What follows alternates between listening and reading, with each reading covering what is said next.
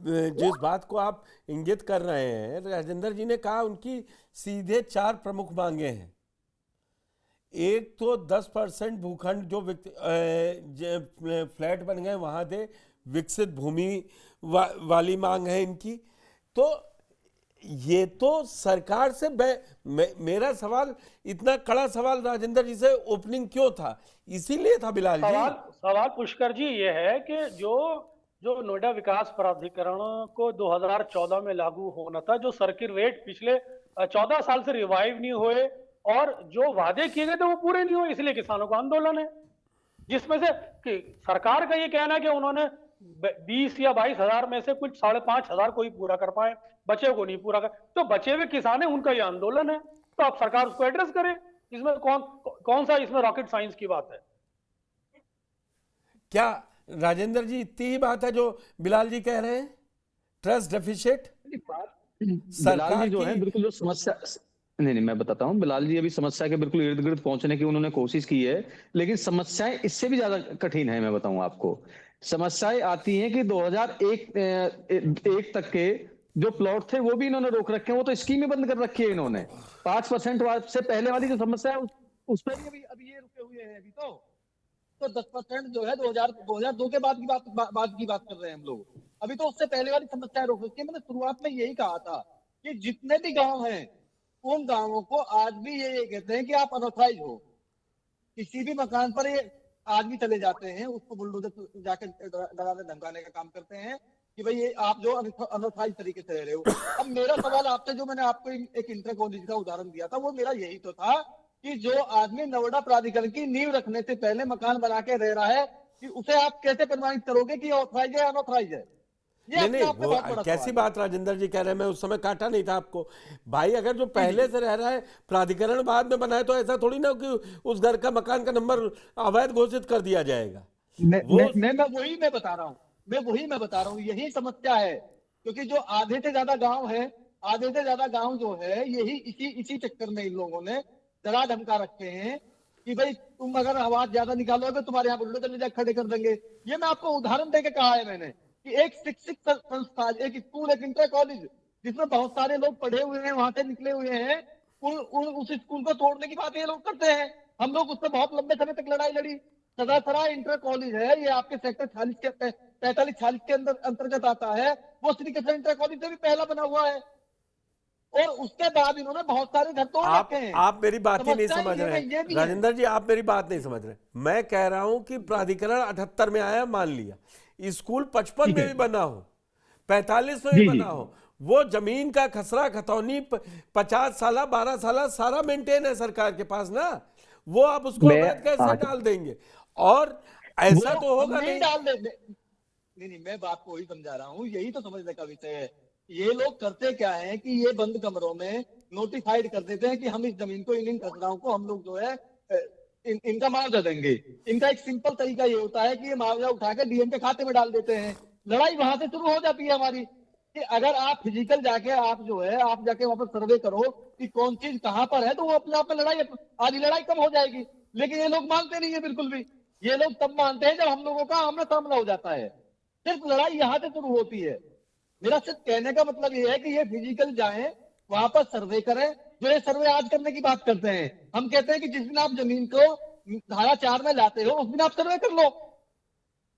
तो ये आधे से ज्यादा जो लड़ाई चलनी है, जो आबादी निस्तारण की समस्या है, वो तो अपने आप में समाप्त हो जाएगी ना, अगर आप बंद कमरों से निकल के सर्वे कर लोगे तो। दूसरी बात है कि उन्हीं आधारों पर कि आप लोगों ने इंक्रोचमेंट कर रखा है, जो हमारे पुश्तैनी मकान है जहां हम लोगों के जन्म हुए हैं, उसको ये इंक्रोचमेंट कहते हैं। उस आधार पर इन्होंने 5 या 10% के प्लॉट रोक रखे हैं। यही इसी वजह से तो रोक रखे हैं इन लोगों ने। अब उस पर लड़ाई ये लड़ो कि इनसे कहते हैं आओ फिजिकली आप जो है सर्वे करो कि ये जमीन कितनी पुरानी है, ये मकान कितना पुराना है, उसको ये मानने को तैयार नहीं। अब आप सुनिए, सर्वे कराएंगे, दरअसल अब नोएडा तक सीमित हो जा रही है, नजर आ रहा है। आपकी ये डिबेट नोएडा तक सीमित हुई जा रही है। लेकिन राजेंद्र जी, हकीकत तो ये है ना, सरकार सुने क्यों? नोएडा गाजियाबाद दोनों जगह जो उत्तर प्रदेश में आते हैं, वहां के प्रतिनिधि पंचायत से लेकर और संसद तक सब उनके हैं, वो तो कहते वो रिपोर्ट देते जाके सरकार को, ये विपक्ष के हाथों में खेल रहे हैं, कोई मसला नहीं है, ये एक दो का पर्सनल लेवल पे मसला है। अब एक बात बताइए कि जब अपने आप तो कॉफी लिखनी है, ठीक है, अपने आप मूल्यांकन करना है, तो ये तो लड़ाई जस की तस रहेगी। आप और समझे ही नहीं, लोकतंत्र में बड़ा बढ़िया 5 साल में एक मौका मिलता है, पंचायत से लेके सांसद तक। और आप देख लीजिए, जहां की जमीनों का आप मसला उठा रहे हैं, गाजियाबाद और नोएडा, ग्रेटर नोएडा, वहां पर आप कोई एक आदमी बता दीजिए, इसका मतलब वो आदमी सेटिस्फाइड है। केवल 10,000 5,000 आदमी सरकार के खिलाफ, संसद चल रहा है, शीतकालीन सत्र चल रहा है, उसमें माहौल बनाने के लिए पहुंच गए। मैं यमुना एक्सप्रेस अथॉरिटी पर पिछले शुक्रवार से देख रहा हूं, बढ़िया तंदूर लगा हुआ है, गाने बज रहे हैं, बढ़िया बढ़िया फार्म टेक के वो ट्रैक्टर खड़े हैं। आपको भी मालूम, मैं झूठ नहीं बोल रहा हूं, मैं जमीन पर देख के बता रहा हूं आपको। तो फिर वो सरकार क्यों सुने? वो सरकार क्यों सुने? ब्लॉक प्रमुख उनका, जिला पंचायत सदस्य उनका, जिला पंचायत अध्यक्ष उनका, वार्ड मेंबर उनका, विधायक उनका, फिर वो किसकी बात माने? वो राजेंद्र यादव जी को क्यों ना कहे कि मानेंगे? तो उन्हीं की तो ये बात है कि अगर हम लोग अपने अधिकार की बात करने जाते हैं तो वो तो कहते हैं ना कि वो राजनीतिक तौर पर हमें भड़काया गया है, वो तो कहते ही है उसमें। लेकिन हमारा आप समझे नहीं भाई, आप लोगों का वोट डालने का अधिकार है ना। कोई भी मुझे बता दीजिए पिछले 3 चुनाव से कोई और जीता हो? मैं अब आपको, चलो आपने 2 शहरों की बात करी है, गाजियाबाद और नोएडा की बात करी है। मैंने कहा फिर बहुत ज्यादा हो जाएगा। बिल्कुल मैं यही मैं बात करूंगा, मैं बिल्कुल यही पर बात करूंगा कि अब आप कह रहे हैं कि यहाँ पर 10,000 5,000 20,000 40,000 किसान हैं। मेरी बात सुनना जरा। लेकिन शहरीकरण में ये चीज जो आके जो है, हमारा समीकरण आज के मौजूदा दौर में, यहाँ पर ग्रामीण जो आबादी है उससे कहीं ज्यादा जो है शहरी आबादी है। इसलिए यहाँ का किसान जो है चाह कर भी यहाँ पर सत्ता परिवर्तन करने का काम नहीं कर सकता है। और दूसरी बात, किसान यहाँ अपने हक और अधिकार की बात कर रहे हैं, सरकार बदलने की हम लोग ने कभी ये बात नहीं करी कि हम सरकार बदलने की बात कर रहे हैं, हम किसी राजनीतिक से ओत प्रेत वाली बात। आप नहीं समझे, आप सरकार बदलने में, आप मेरी बात को गलत ले गए। राजनीति ओत प्रेत से नहीं है, मैं राजनीति ओत प्रेत से नहीं हूं। आप जनप्रतिनिधियों को ये बात क्यों नहीं समझा पा रहे हैं? जो बात स्टूडियो या आप जहां से कनेक्ट हैं वहां से हमको समझा पा रहे हैं और दर्शकों तक पहुंचा रहे हैं कि सरकार सुनने ही नहीं चाह रही, ना मुआवजा दे रही है, ना अपनी बात आपकी बात सुनने को तैयार है जो आप सुप्रीम कोर्ट से जीता है। और वही बात जो आप पास हाथ जोड़ने मई जून में आप पास हाथ जोड़ने, पैर पकड़ने, गाड़ी पे बैठाने तैयार था, तब आप ये बात क्यों नहीं समझा पाए? और दरअसल सरकारें भी क्या करें, कोई असर तो पड़ नहीं रहा किसान आंदोलन का। नहीं, बिल्कुल सही है कि किसानों का आंदोलन का अगर सरकार असर नहीं मांगे तो फिर आर पार की लड़ाई होने दीजिएगा।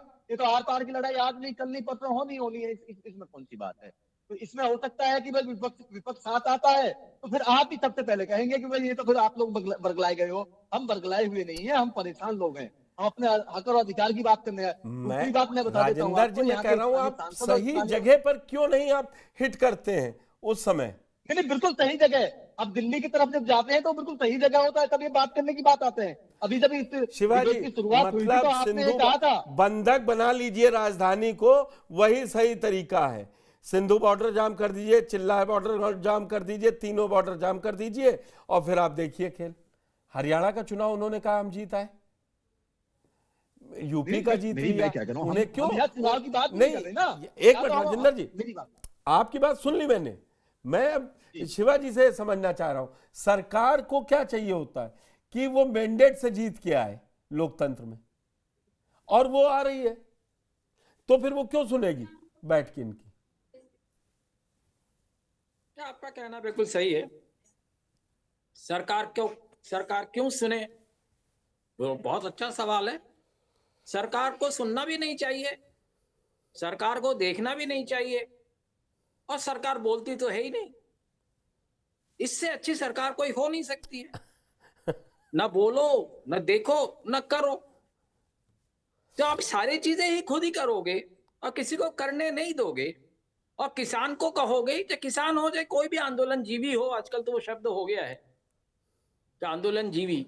आज शिवाजी तो आंदोलन जीवी है, उसका काम है आंदोलन करना। और दूसरी तरफ जो है जो आंदोलन के खिलाफ है वो गैर आंदोलन जीवी है, उसका काम है हर तरह से आंदोलन को पस्त करना, किसी भी तरह से करो, गोली चला के करो, किसानों के पानी बंद करके करो, किसानों की रोटी बंद करके करो, सड़क बंद करके करो। अब सीधी सी बात आप ये बताइए, किसान दिल्ली में आ रहे हैं, किस लिए आ रहे हैं? मैं उनके बुनियादी सवाल पे छोड़ देता हूं। उनका कुछ दुख है, उनकी कुछ परेशानियां हैं,